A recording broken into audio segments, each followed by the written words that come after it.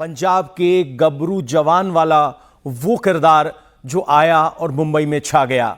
19 साल की उम्र में पहली शादी के बाद जब मुंबई पहुंचे तब उनका संघर्ष शुरू हुआ। रेलवे में क्लर्क की नौकरी करते थे, उसके बाद इतना बड़ा मुकाम हासिल करना और उस मुकाम के बाद वही आत्मीयता, वही जमीन से जुड़ाव, वही मिट्टी की खुशबू अपने साथ बांधे रखना धर्मेंद्र के किरदार को मल्टी डायमेंशनल बनाता है।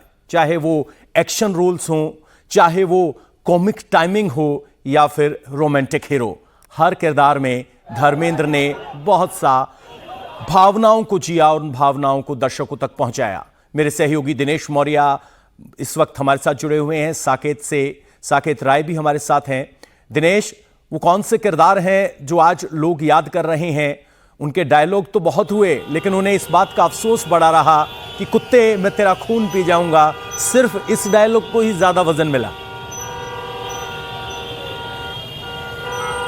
जी देखिए, मैं इसका जवाब दूं उसके पहले आपको बताऊं, कुछ समय सेकंड पहले यहाँ से शाहरुख खान अभी शमशान भूमि पहुँचे हैं। शाहरुख खान और धर्मेंद्र का बेहद निजी और गहरा रिश्ता था। शाहरुख खान के फिल्मी करियर के शुरुआती दिनों में धर्मेंद्र ही वो शख्स है जिन्होंने सबसे ज़्यादा मदद की थी। देओल परिवार ही वो परिवार है जिसने सहारा दिया था शाहरुख खान को, और यही वजह कि अब जब शाहरुख खान यहाँ पर पहुँचे हैं ताकि दुख की इस घड़ी में देओल परिवार का वो साथ दे सके, उन्हें ढाढ़स बनाने में मदद कर सके। और पूरा शाहरुख खान के जो शुरुआती साल रहे हैं मुंबई में, एक सलमान खान का परिवार और देओल परिवार, ये दो परिवार है जिन्होंने सबसे बड़ी भूमिका निभाई है शाहरुख खान के सुपरस्टार बनने की जर्नी में। और जैसे कि आपने सवाल पूछा, कई सारे एक से एक डायलॉग है, और ये जो आपने जिसका जिक्र किया, कुत्ते मैं तेरा खून पी जाऊंगा, देखिए आपको बताएं कि कई सारे स्टार आए, स्टार चले गए, कई सारे सुपरस्टार हुए, उनका दौर ख़त्म हो गया। कई सारे डायलॉग्स भी थे लेकिन लोग वक्त के साथ भूलते चले गए। लेकिन धर्मेंद्र वो शख्सियत है, वो अभिनेता है जिनके कहे हुए कई सारे डायलॉग्स अजरामर हुए, और उन्हीं में से ये डायलॉग है। और उनके डायलॉग न सिर्फ पुरानी पीढ़ी के लिए बल्कि आज की जो जेनजी है वो भी उससे अपने आप को कनेक्ट महसूस करती। वो ये तमाम डायलॉग आज की जेनजी के ज़ुबान पर भी अक्सर सुनाई देते हैं जब भी वो धर्मेंद्र को याद करते हैं या जीवन का कोई प्रसंग आता है।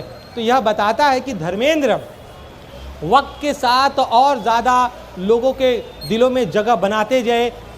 जिस तरह से उन्होंने बदलते वक्त के साथ अपने आप को रीइन्वेंट किया। देखिए, बतौर अभिनेता के तौर पर कई लोग अपनी शोहरत के साथ टिके रहते, बदलते नहीं है, लेकिन धर्मेंद्र ने चाहे 60 का दशक हो, 70 का दशक हो, 80 हो, 90 हो, या फिर आज की अगर हम बात करें, हमेशा वक्त के साथ बतौर अभिनेता वो अपने आप को री इन्वेंट करते रहे, उस समय की पीढ़ी के हिसाब से अपने अभिनय में उस तरह के बदलाव लाते रहे ताकि जनता के साथ, फिल्म सिनेमा को प्रेम करने वाले लोगों के साथ उनका कनेक्ट बना रहे। और यही वजह कि आज भारतीय सिनेमा, भारतीय कला जगत में इतनी बड़ी शोहरत, इतना बड़ा नाम वो इतने सालों बाद भी बने रहे। और यही वजह कि आज जब वो नहीं है तब इतनी बड़ी संख्या में तमाम बड़े से बड़ा सुपरस्टार, आज नाम लीजिए किसी भी हिंदी फिल्म इंडस्ट्री का हर बड़ा सुपरस्टार आज यहाँ पर आया है उन्हें नमन करने के लिए, उन्हें श्रद्धांजलि अर्पित करने के लिए।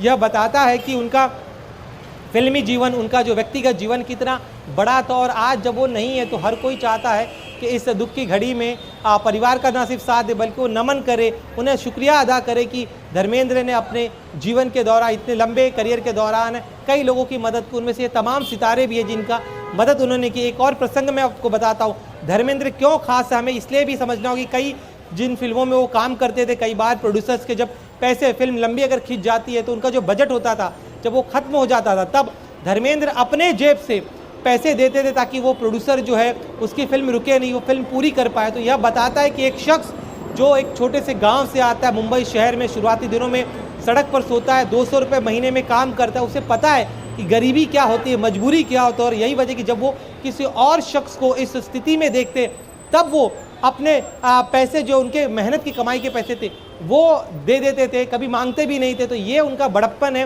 बिल्कुल ये उनका बड़प्पन है।